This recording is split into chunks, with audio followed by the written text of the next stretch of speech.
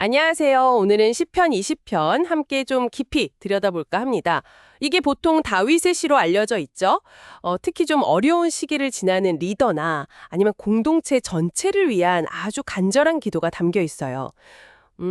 마치 그 힘든 싸움을 앞둔 사람을 위해서 주변 사람들이 정말 한 마음으로 축복하고 응원하는 딱 그런 느낌이랄까요?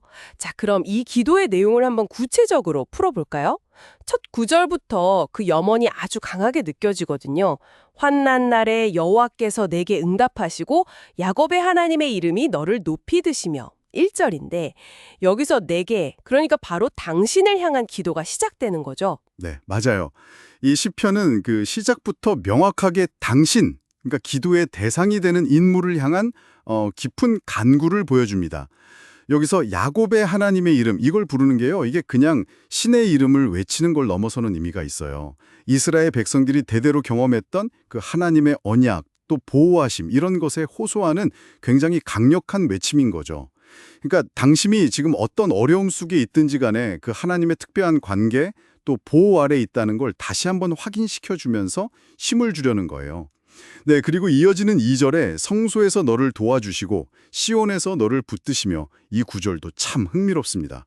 그 성소는 당시 이제 지성소, 그러니까 거룩한 곳을 의미하고, 시온은 예루살렘, 그 하나님의 임재를 상징하는 장소잖아요. 이런 구체적인 장소를 딱 언급하면서 하나님의 도움이 그냥 막연한 게 아니라 실제적인 현실이다, 이걸 강조하면서 기도에 확신을 더해주는 거죠. 아, 그렇군요. 그리고 3절을 보면 내 모든 소재, 그러니까 곡식 제물이죠. 그걸 기억하시며 내 번제, 동물을 태워드리는 제사요. 그걸 받아주시기를 원하노라. 이런 기도가 나와요.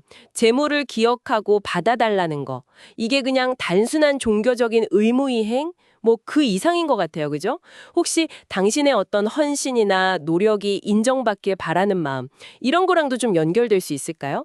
네, 아주 중요한 지점을 짚어주셨어요. 그 고대 사회에서는 재물이라는 게 신과의 관계를 다지고 또 감사를 표현하고 도움을 구하는 핵심적인 방법이었거든요. 이 구절은 바로 당신이 하나님께 드린 그 정성, 헌신, 그 마음의 진실함 있잖아요. 그걸 하나님께서 기억해 주시고 또 받아주시기를 간절히 바라는 마음을 담고 있는 겁니다. 이건 단순하게 어떤 행위를 인정해 달라는 걸 넘어서서 당신의 그 순수한 동기, 믿음, 이걸 하나님께서 알아주시길 바라는 그런 깊은 소망의 표현이죠. 바로 이 인정 위에서 당신의 마음의 소원, 이게 4절에 나오죠.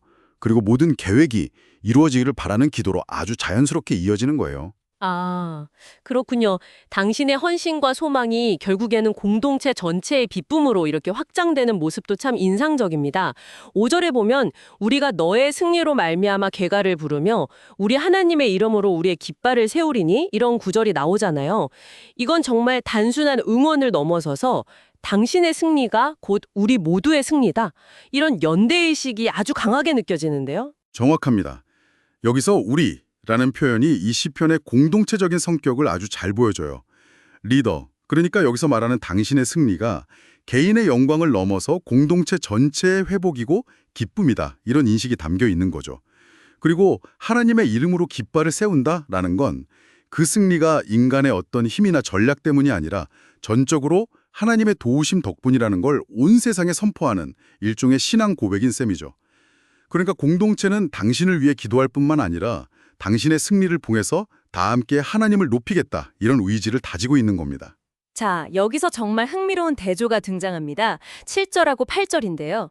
어떤 사람은 병거, 그러니까 전차죠. 어떤 사람은 말을 의지하나 우리는 여호와 우리 하나님의 이름을 자랑하리로다. 당시에는 뭐 최첨단 무기였을 그 병거나 또 강력한 군사력의 상징인 말을 의지하는 사람들 하고요. 보이지 않는 하나님의 이름을 의지하는 우리를 아주 극명하게 대비시키고 있어요.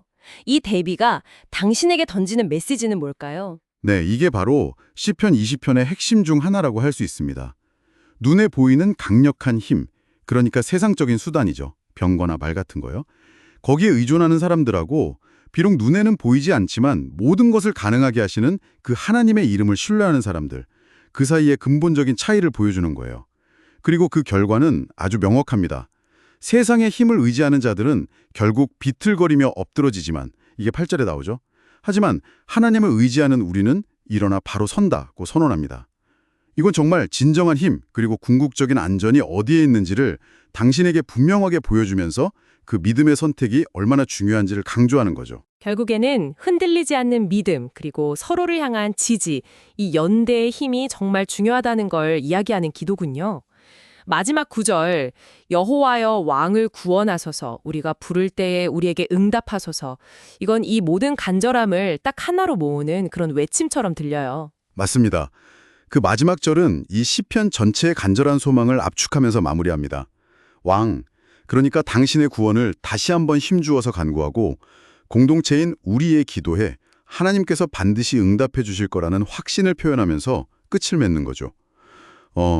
이 시편은 어려움 속에서도 우리가 어디에 뿌리를 내려야 하는지, 그리고 서로를 위한 기도가 얼마나 큰 힘이 되는지를 참 아름답게 보여주고 있습니다. 네. 오늘 시편 20편을 통해서 위기의 순간에 당신과 당신의 공동체가 무엇을 붙잡아야 하는가, 여기에 대한 깊은 울림을 좀 느낄 수 있었던 것 같습니다. 당신에게 진정한 힘과 의지가 되어주는 것은 무엇인가요? 눈앞에 보이는 어떤 강력함인가요? 아니면 보이지 않지만 더 깊은 신념과 가치인가요? 이 질문을 잠시 마음에 품어보시는 건 어떨까 합니다.